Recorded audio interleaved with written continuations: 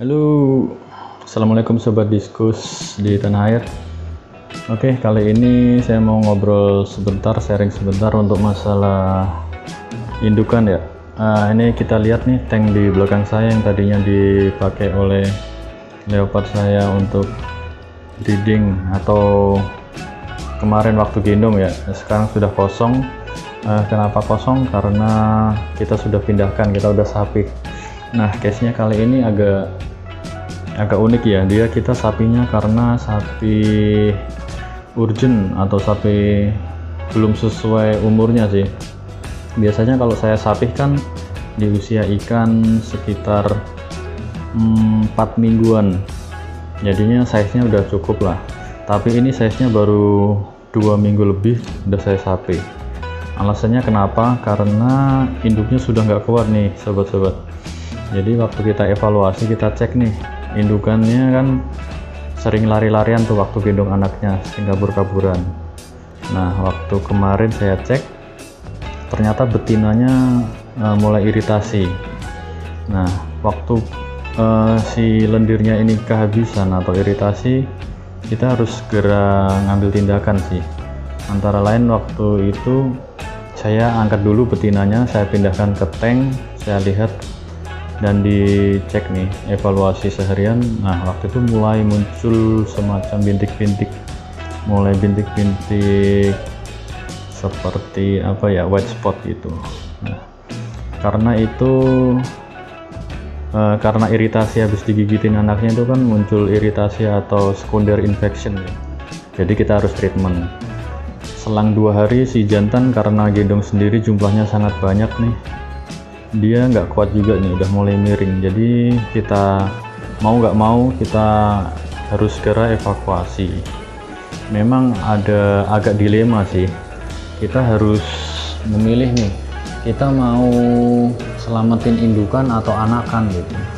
Kalau dulu sewaktu saya masih breeding pertama itu masih bingung nih, kita mau, kalau indukan sakit kita mau pisah indukan atau enggak gitu, kita mau pisah rayakannya atau enggak.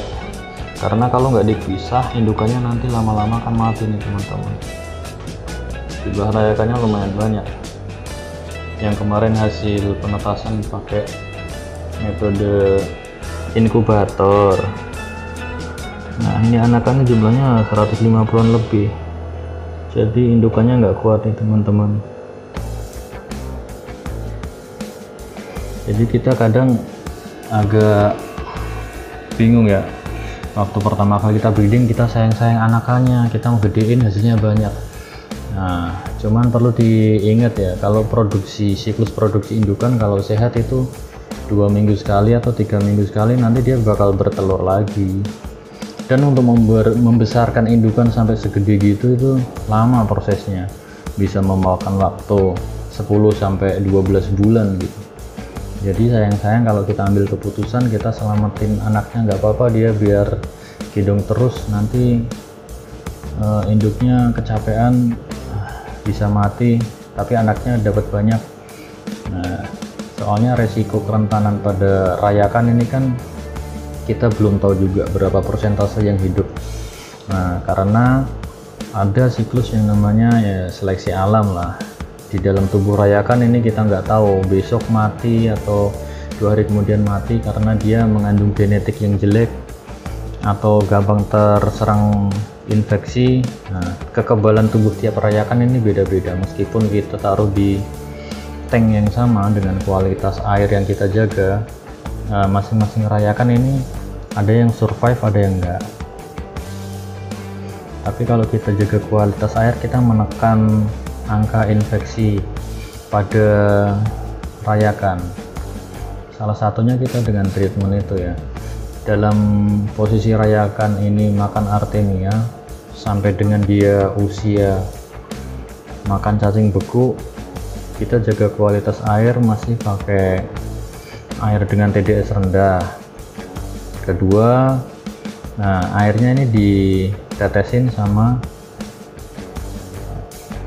cairan atau obat methylene blue boleh atau ekpro boleh.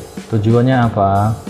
Karena waktu kita masukkan methylene blue atau egg pro itu kita meminimalisir ya, pertumbuhan jamur dan bakteri, karena memang obat ini bisa terbukti sih untuk menghambat pertumbuhan jamur dan bakteri.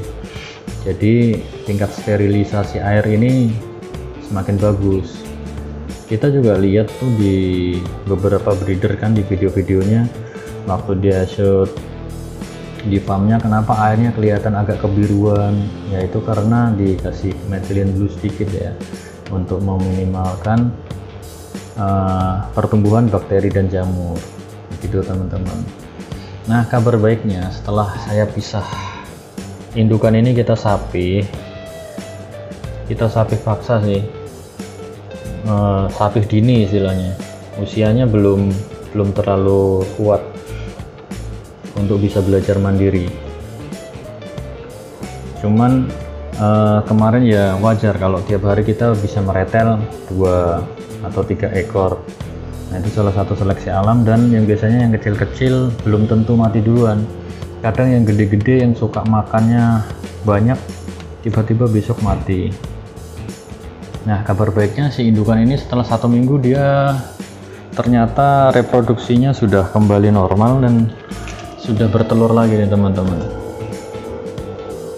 Pasca pemulihan indukan yang betina itu kemarin 1 minggu ya, untuk memulihkan bekas luka-luka dia gendong kan, digigitin anaknya nih. Betinanya sudah oke. Nah, dan jantannya ini juga sudah oke. Jadi setelah dia oke, dia mau bertelur lagi. Nah, ini ada sedikit sirip sobek kemarin. Sirip sobek ini kalau dia sirip yang fin yang tipis ini ya teman-teman, yang bawah sama yang atas ini dia bisa tumbuh rapat kembali. Kurang lebih ini dalam waktu hampir 1 bulan itu udah mulai merapat lagi. Ekor juga gitu, kalau teman-teman beli misalnya indukan bagus, sirip atas bawahnya ada sobek, nggak masalah, yang penting dia gendongnya bagus. Nanti salah satu tip milih indukan gitu, umpama sirip atas bawahnya ada sobek, nggak apa-apa, nanti dia dalam waktu sebulan bisa recovery lagi. Kecuali sirip yang ini, yang tulang keras ini ya, yang depan ini kan ada 4-5 tulang keras ini patah, nah itu nggak bisa tumbuh lagi. Kalau cuman sirip yang halus di sisi belakang ekor, sirip yang halus belakang itu, fin yang halus atau fin kanan kiri juga yang buat gerak samping insang, itu juga recovernya cepet, bisa 1-2 minggu aja kalau dia sobek. Kalau yang fin atas bawah yang tipis itu agak lama, memakan waktu sebulanan. Tapi kalau yang duri di fin atas, yang duri depan di atas kepala ya, atas jidat ya, atas mata itu loh, deket jidat, itu cacat. Nah, itu pengalaman saya sih nggak bisa balik itu, karena itu tulang keras ya. Nah, dia untuk menumbuhkan lapisan tulang keras itu memakan waktu lama, atau bahkan nggak bisa tumbuh karena usia ikan udah dewasa. Nah, ini kenapa saya kurung. Nah, kemarin saya kurung karena saya lihat jumlah telurnya cukup banyak dan rapat. Jumlah telur yang rapat ini, kalau ada yang putih-putih berpotensi dipatokin nih sama indukannya, nggak betah dia kalau ada telur putih. Kalau telurnya rapat, waktu dia matok si telur yang putih, pasti telur yang samping-sampingnya kena tuh, karena kan size mulut indukannya gede tuh, pasti mulutnya ya kena telur sekitar-sekitarnya, dan telur-telur yang bener jadi ikut rusak gitu, sayang. Jadi salah satu tujuannya dikasih pagar, dikasih jaring itu biar nggak rusak, ikut kepatok indukannya. Indukan sih nggak makan telur, cuman jaga-jaga aja dari itu waktu dia bersihin telur yang busuk. Nah, kabar kedua untuk indukan cobalt ya. Indukan cobalt ini anaknya selisih 3-4 hari dari anakan ini leopard. Ternyata gen dominannya kayaknya cobalt, jadi anakannya rayakannya jadi biru-biru. Kalau masih kecil kelihatannya hitam ya. Nah ini juga saya sapih paksa juga. Kenapa? Karena kita amati deh. Jadi dalam latihan breeding kita juga harus mengamati jumlah rayakan tiap hari itu makin berkurang. Makin berkurangnya apa? Ini pair ini termasuk pair baru, maksudnya baru saya jodohkan dan dia netas pertama kali. Telur yang menetas pertama kali itu biasanya indukan masih adaptasi nih antara jantan betina dalam menggendong anak. Nah ini masih lempar-lemparan, masih gantian ngambek-ngambekan gitu. Kadang ditinggal jantan, dibawa betina dan sebaliknya. Terus ada sedikit cekcok juga waktu si pejantan atau betinanya berebut makan, sehingga anaknya ya ada yang kekibas, ada yang nggak sengaja kepatok atau apa. Jadi makin hari kok ada yang mati ya, 1-2. Akhirnya ya saya putuskan untuk disapi sekalian, dibarengin sama yang rayakan anakan leopard tadi teman-teman. Terus ini kok kenapa dikasih jaring bang? Nah jadi salah satu tips juga, kalau nanti teman-teman habis sapih anakan, indukan biasanya itu berantem nih. Mungkin dia nyalain ya, mana anak saya, saling menyalahkan. Biasanya dia akan patok-patokan atau kejar-kejaran, ya kurang harmonis gitulah. Itu bisa memakan 2-3 hari, tergantung sih tingkat kesayangan mereka atau memori dia sama anaknya. Jadi salah satu tipsnya kita sekat pakai jaring ini dulu selama 3 hari sampai 4 hari ke depan. Setelah dia lupa punya anak, atau nanti dia kan makin hari ini makin turun ya, ini kan gonadnya udah mulai kelihatan, dia stok telurnya masih kayaknya udah mau reproduksi lagi. Makin hari gonadnya udah makin turun, nanti kita angkat waktu dia gonadnya turun itu udah nggak berantem biasanya. Tapi waktu sapih 3 hari pertama sih biasanya kalau indukan berantem saya sekat pakai kawat ini dulu sementara, kita pagari dulu. Kemarin waktu pisah sementara atau waktu ngangkat rayakannya leopard juga gitu, dia agak cekcok kan, berantem. Jadi biar meminimalisir lah kerusakan pada siripnya, pada mulutnya, yaitu kita sekat sementara gitu. Nah ini perkembangan rayakannya ternyata lumayan bagus nih. Ini yang hitam-hitam kelihatan ya, ini baru saya gabungin pagi tadi. Sebelumnya dia masih bersama indukannya. Nah jumlahnya nggak begitu banyak, sekitar 20-30-an. Tadinya ada 50-an sih, cuman ya karena pertama ya tadi, karena dia ini tahap pertama gendong sih. Jadi diskus yang pertama gendong itu belum tentu langsung oke, butuh pengalaman juga. Makanya pertama ikan yang gendong itu yang survive anakannya nggak begitu banyak, 50% itu udah bagus. Ini anakan baru adaptasi, dia masih sering di bawah. Cuman waktu saya tes kasih makan tadi dia mau ikut naik ke atas ya, pertanda bagus lah. Dia sudah mulai mandiri, makan artemia juga udah mau. Nah begitu teman-teman.